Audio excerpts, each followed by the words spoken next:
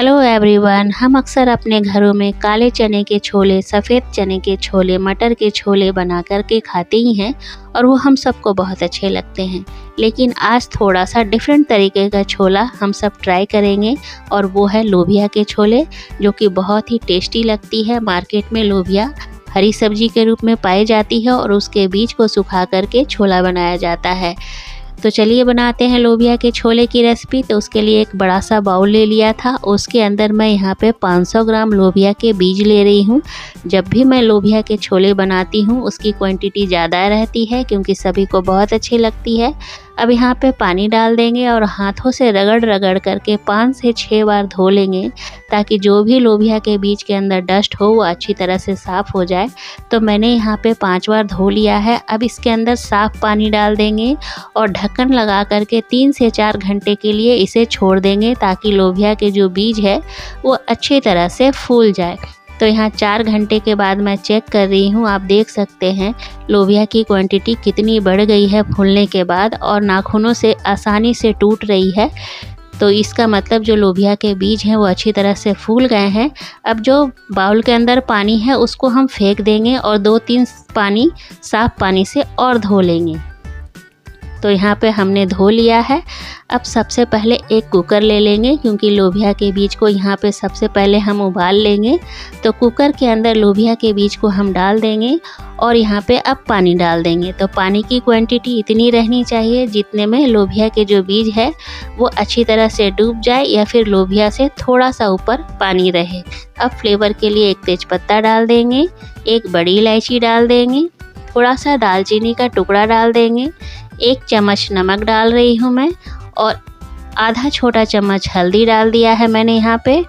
तेज़पत्ता, बड़ी इलायची और दालचीनी डालने से लोबिया के बीज में बहुत अच्छा फ्लेवर आ जाता है।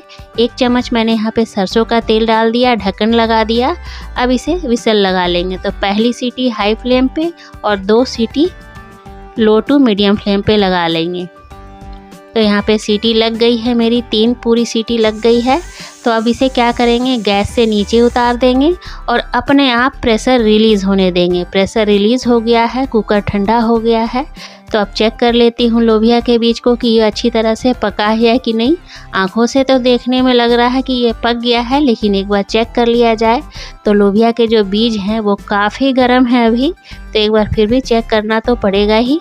तो यहाँ पे हाथों से दबा के देख रही हूँ, चेक हो मतलब लोबिया के जो बीज हैं वो अच्छी तरह से पक गए हैं। तो 3-4 मैंने लोबिया के बीज को दबा करके देख लिया है। लोबिया के बीज जो है पक के तैयार हो गए हैं। तो इसको साइड कर देंगे। कढ़ाई गरम होने के लिए चढ़ा दिया है मैंने। अब इसमें 1 टेबल स्पून सरसों का तेल डाल देंगे। मैं यहाँ पे सरसों का तेल का इस्तेमाल कर रही हूँ, आपको जो भी तेल पसंद हो वो इस्तेमाल कर सकते हैं। आधा छोटा चम्मच जीरा डाल दिया है। जीरा को कुछ सेकंड के लिए भूनने के लिए छोड़ दिया है। जीरा जब भून जाए तो यहाँ पे 1/4 चम्मच मैंने हींग डाल दिया है। उसके बाद 1 बड़े साइज का प्याज लंबे कट करके डाल दिया है। फ्लेम को यहाँ पे मीडियम रखते हुए प्याज को हमें तब तक भूनना है जब तक कि प्याज में अच्छा सा कलर ना आ जाए।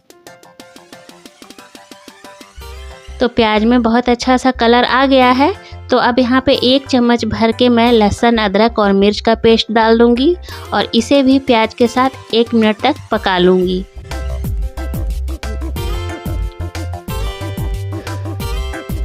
तो 1 मिनट हो गया है। तो अब यहाँ पे मैं कुछ सूखे मसाले ले रही हूँ।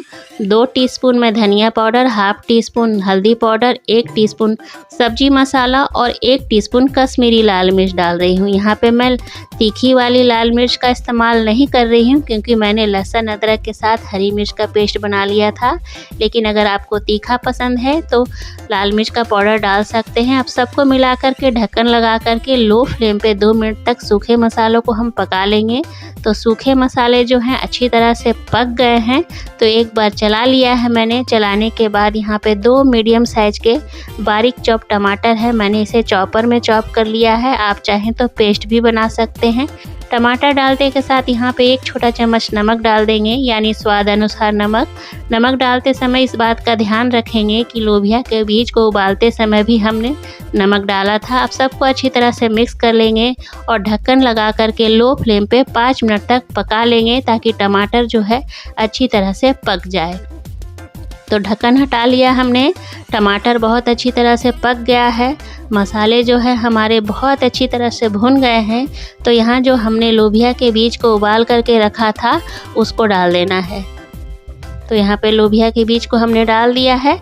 अब एक बार मसालों के साथ मिक्स कर लेना है।